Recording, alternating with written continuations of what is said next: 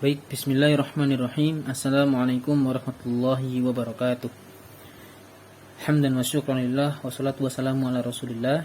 Baik, perkenalkan kami dari kelompok 4 manajemen proyek pendidikan dengan anggota saya sendiri Naufal Musin, kemudian ada Mario Ardiansyah dan Muhammad Akil Sirot, yang insya Allah di kelompok ini akan membahas terkait dengan metodologi manajemen proyek.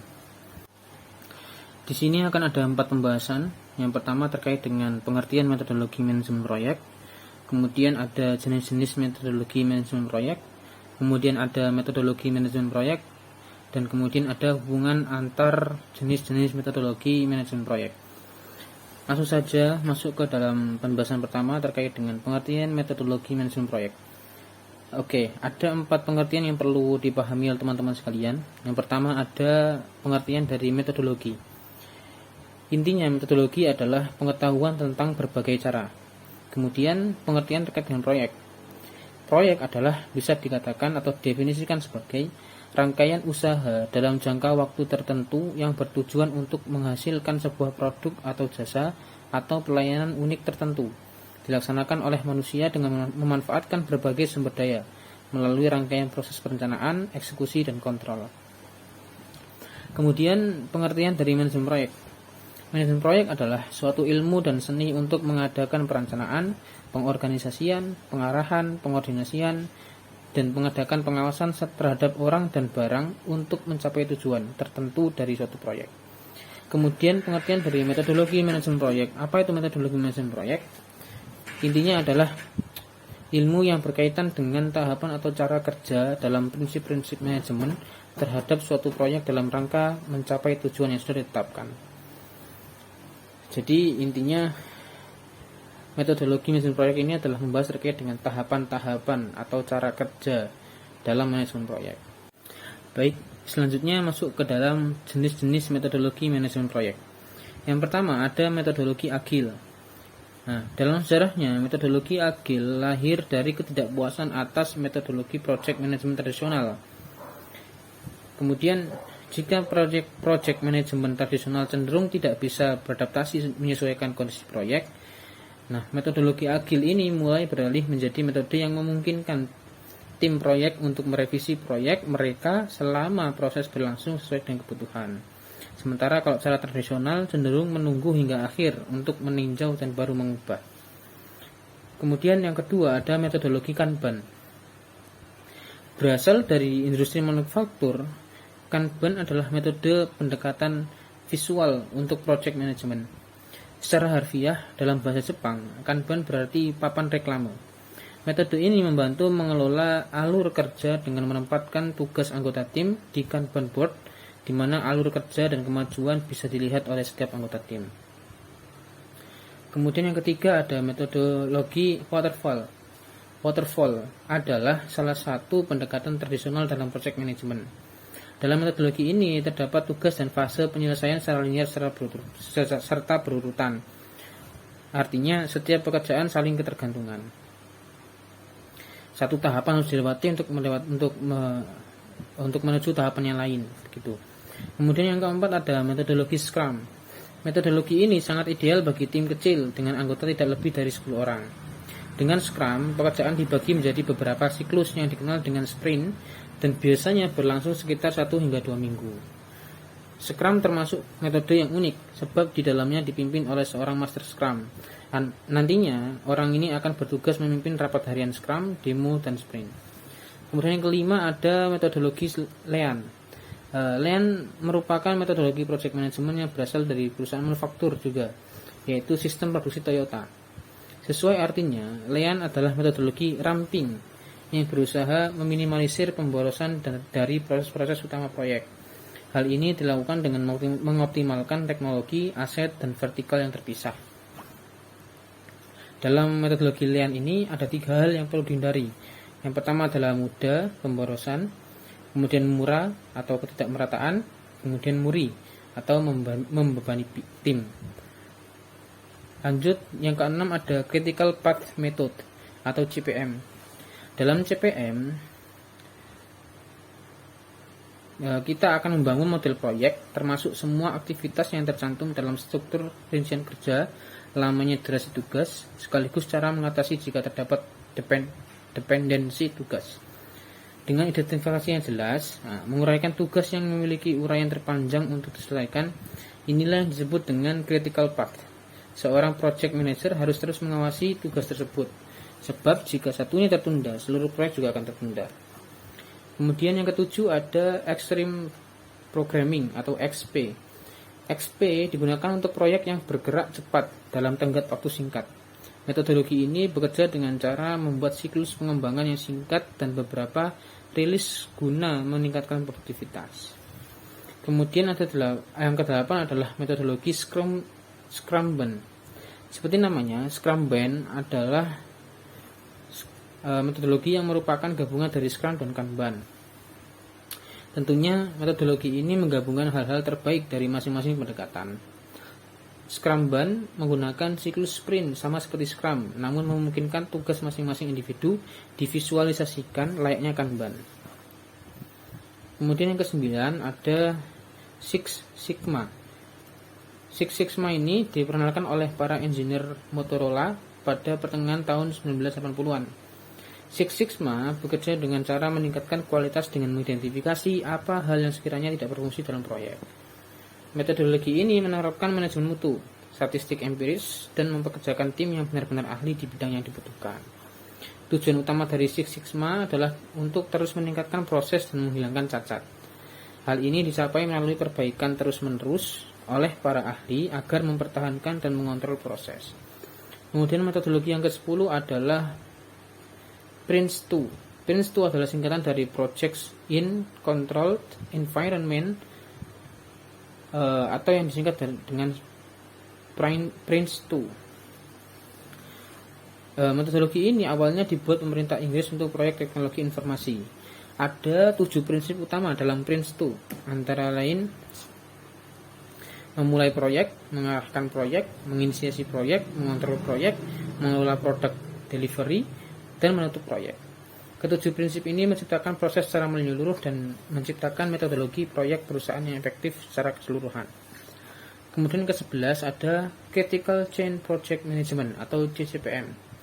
CCPM ini berkaitan erat dengan Critical Path metodologi. Namun metode ini lebih terperinci. CCPM menggunakan persyaratan waktu khusus untuk setiap tugas. Tentunya ini membantu proses monitoring dan controlling lebih efektif. Kemudian yang ke-12 ada PMBOK atau Project Management Body of Knowledge oleh PMI. PMBOK ini adalah sebenarnya adalah sebuah buku panduan yang diterbitkan oleh Project Management Institute atau PMI.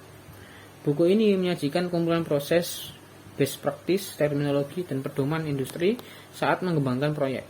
Sebenarnya PMBOK ini bukanlah metodologi itu sendiri. Ini adalah panduan best practice dan menjadi dasar sertifikasi Project Management Profesional atau PMP yang merupakan salah satu kualifikasi Project Management terkemuka. Dengan demikian, PMBOK ini adalah seperangkat prinsip panduan standar industri yang dapat digunakan untuk memastikan bahwa proyek memenuhi standar tinggi PMI dan menerapkan best practice. Kerangka kerja metodologi ini berfokus pada penerapan 5 fase project management, mulai dari awal hingga akhir, yaitu yang pertama ada proses inisiasi project, kemudian ada project planning, metodologi manajemen proyek. Project Internation. Sebelum suatu proyek didefinisikan, tentu perlu diadakan studi kelayakan feasibility study. Hasil studi kelayakan kemudian disusun dalam bentuk proposal proyek untuk kemudian diajukan kepada stakeholder. Sejumlah kriteria kelayakan termasuk 1.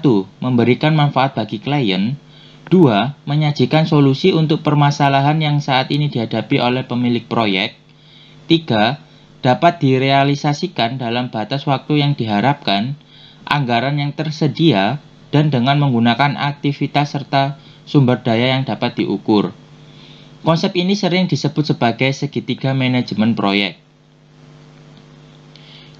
2. Project planning. Setelah memperoleh informasi yang diperlukan, tim pelaksana proyek akan menyusun beberapa dokumen yang akan menjadi dasar kelanjutan ke fase berikutnya. Hasil akhir dokumen ini harus melalui persetujuan dahulu. 3. Project execution. Dalam fase ini, aktivitas yang dilakukan adalah melaksanakan tugas-tugas yang telah didefinisikan dalam fase sebelumnya. Proyek sistem informasi termeliputi atau melibatkan 1. Pemrograman development, 2. Testing, 3. Quality assurance atau QI, 4. Dokumentasi. 4. Proyek controlling. Fase ini terdiri atas proses-proses yang dilakukan oleh observasi pelaksana proyek untuk menghindari potensi masalah yang bisa segera diidentifikasi dan jika diperlukan, tindakan koreksi dapat segera dilakukan. Pengawasan dan pengendalian ini mencakup 1. Menilai perkembangan tugas dalam proyek yang sedang berlangsung, mengukur status pelaksanaan proyek saat ini. 2. Monitoring berbagai aspek proyek, seperti anggaran, jadwal, dan sumber daya, dengan memperbandingkan rencana dan desain yang telah disetujui, tujuan yang seharusnya dicapai, atau CP. 3. Mengenali langkah-langkah perbaikan yang perlu diambil jika terdapat ketidaksesuaian untuk mengembalikan ke kondisi yang semestinya. 4. Implementasi pengendalian pusat yang memastikan bahwa hanya perubahan yang telah disetujui dalam rencana proyek yang dapat dilaksanakan. 5. Project closure. Sebagai penanda berakhirnya proyek, maka diperlukan serah terima secara resmi sebagai bukti SPK atau kontrak telah ditutup. Sebelum serah terima dilakukan, stakeholder melakukan evaluasi akhir. Ada 2 aktivitas yang terjadi dalam tahap ini. Tahap pertama, menyelesaikan proyek melibatkan evaluasi oleh para pemangku kepentingan, proses serah terima resmi, dan penyelesaian dokumen SPK atau kontrak sebagaimana telah dijelaskan sebelumnya. 2. Masuk ke dalam periode pemeliharaan yang bisa berlanjut dengan perubahan SPK atau kontrak baru. Sangatlah penting, pemeliharaan menjadi krusial karena tidak mungkin menghindari sepenuhnya adanya kesalahan dan masalah dalam produk perangkat lunak. Hubungan antara tahap-tahap metodologi manajemen proyek. Tahap-tahap metodologi manajemen proyek saling berhubungkan satu sama lain sehingga setiap tahap memiliki input bagi fase selanjutnya. Yang pertama yaitu kegiatan project initiation, yaitu inisiasi proyek. Setelah dilakukan inisiasi proyek, maka kita perlu merancang planning project atau melakukan perencanaan project.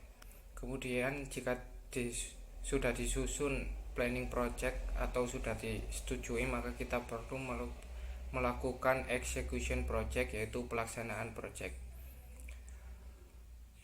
Kemudian langkah selanjutnya yaitu controlling project. Controlling project atau pengontrolan project ini dapat dilakukan secara berulang, dan apabila pada tahap pelaksanaan terjadi kesalahan atau ada yang perlu diperbaiki, maka kita harus melakukan perbaikan ulang atau proses replanning atau perencanaan ulang agar sesuai dengan tujuan yang dibutuhkan. Kemudian jika sudah sesuai, maka kita perlu melakukan closure project atau penutupan project. Demikian presentasi dari kelompok kami. Jika ada kurang lebihnya, mohon maaf. Wassalamualaikum warahmatullahi wabarakatuh.